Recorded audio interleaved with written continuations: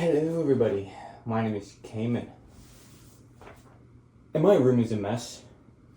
So, I've been puppeteering now for a little bit, and there's some things that I've learned along my journey, you know what I mean? I'm almost at 300 subscribers, and I think that's good enough to make a video like this. Now, I have a script, which is a miracle that I even remembered to print out. And I have this script because I know I'm not going to remember anything. I can barely read off of this script when the camera's not rolling, as it is. Dragon puppeteering, in a nutshell, in a long form video for once. So, imagine this. You are somebody. I don't know who you are, you don't know who you are, but you want to make something. You want to be creative, you want to express yourself, alright?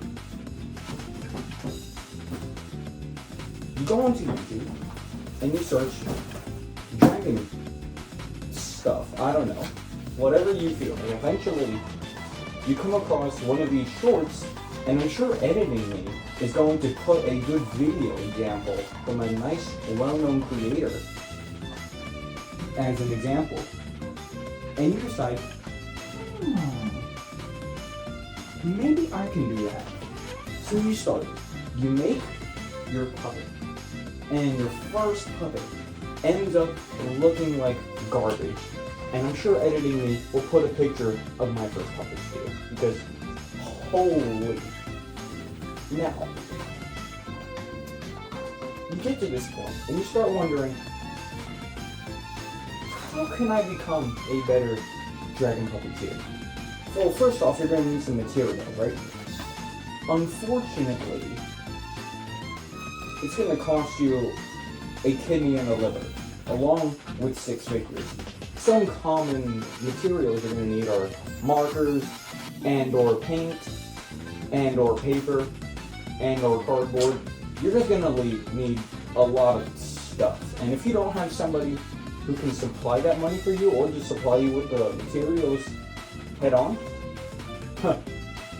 good luck. But anyway, it brings me to my next point, the actual design. So you start looking for designs because, well, you're stumped, you're new, you don't know what to do, you want to fit in with the culture and not look like a buffoon. Don't make a fool of yourself. So, you go look, and you start stealing stuff, because it's just the easiest way. I totally did not steal a base for my first puppet. Anyway, basically, you borrowed some free ideas, and you made the puppet, and it looks like that. So, you want to become better. You start the grind, alright? You're getting up every day. You're totally clearing out your calendar. You're saving the bank to get new materials. And you start the content journey. Your dragons can really be anything. They can use any color scheme and any design that you want if you want to be creative. You can add so many different accessories. You know, maybe add a hat, maybe add some jewelry somehow, put it on a horn or something. You can basically do anything you want. And if you really want to get fancy, you start giving out elements to your dragons. Start giving them element types, start giving them gender types, start giving them, what did I write down here? You can make them double-sided, you can give them moving eyes, you can give them environmental themes, masks. They put masks on them. I think that's really cool. I would like to do that. You can give them the most messed up lore ever. Like a Mac Pat amount. That's a bit concerning, I think. I think the next thing we really need to talk about is the content, alright? I've just noticed that Dragon Puppeteers mainly do short form content. You're not going to see a lot of long form content from Dragon Puppeteers unless it's a compilation video from TikTok that has been stolen. But you're not going to, you're really not going to see a lot. So it's mainly short form content. What is in those shorts, you ask? Well, it could be different things such as voiceovers. You can voice over your own voice. That sounded extremely stupid, but basically, you can puppeteer to your own voice. You can puppeteer to random TikTok audios, because that's what they are. You can puppeteer to other people's voices, to songs, to making skits, to anything. Basically, Speed McQueen, the Dragon Puppets, that's what you can do. You can do the Nanny Shop, but Dragon Puppets, you can do, I don't know, you can do, I've seen a lot of the Let's Go Gambling, you know, right? The Let's Go Gambling. But yeah, so you make your content, and then you click that upload button, and you're expecting to get 500,000 views, like the big guns out here, and you don't. And I know that because I don't. You get maybe like 1 to 5,000 views if you're lucky. That's a lot, okay? So you're clearly doing something right. Really, the views are not what my super main concern is. It's about the likes. You want to get those likes. So you gotta have your best performance on at all times. Have your best puppet. It doesn't have to be your best puppet. It can be the puppet that fits the most in that situation, and sync the video to your puppeteering to the best of your possibility.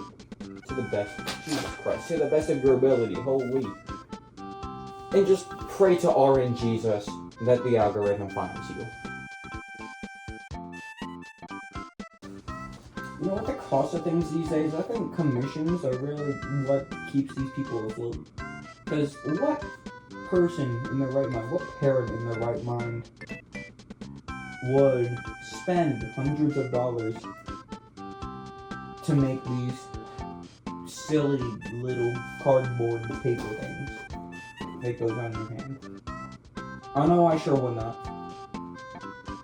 At least to a reasonable extent. So, the Dragon Puppeteering community has invented something called commissions. I know, it's a groundbreaking thing. Basically, you put something, somebody asks you to make something, and maybe if you're lucky, they'll pay you.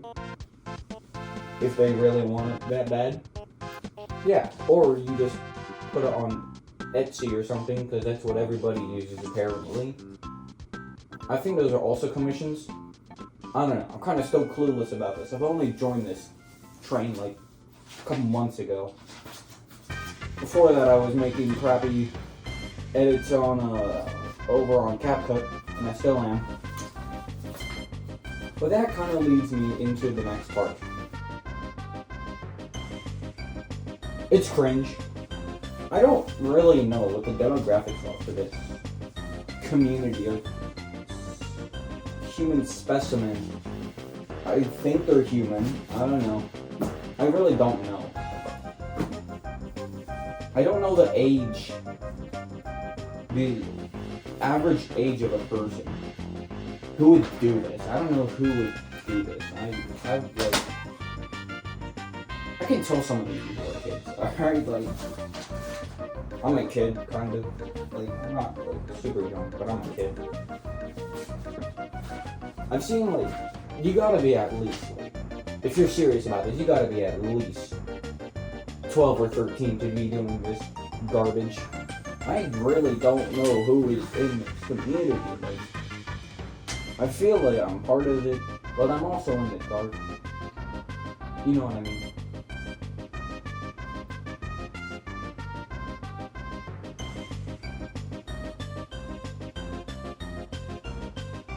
Yeah, I think I was gonna do stereotypes. I don't have this on the script, but it's something I came up with in the 30 seconds that I thought of before reading this. I barely went off the script as it is, so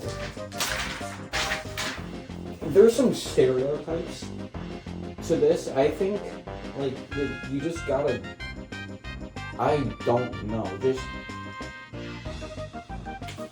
the most common thing is that nobody wants to be called a furry, but you get called a furry because I wonder why.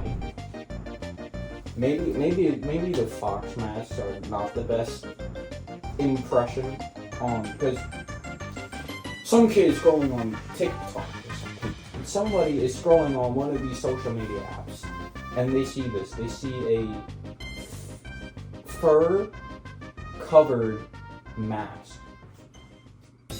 They have no idea what dragon puppeteering is. They just scrolled upon it because you use a trendy sound. They have no idea. And yet for some reason everyone gets offended when they get called a furry. Like,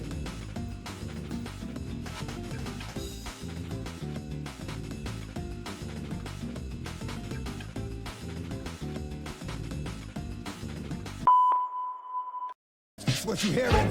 It's what you hearing. Listen. It's what you hearing. Listen. It's what you hearing. Listen. X gon' give it to you. Wait for you to get it on your own. X gon' deliver to you. Knock, knock. Open up the door. It's real. With the non-stop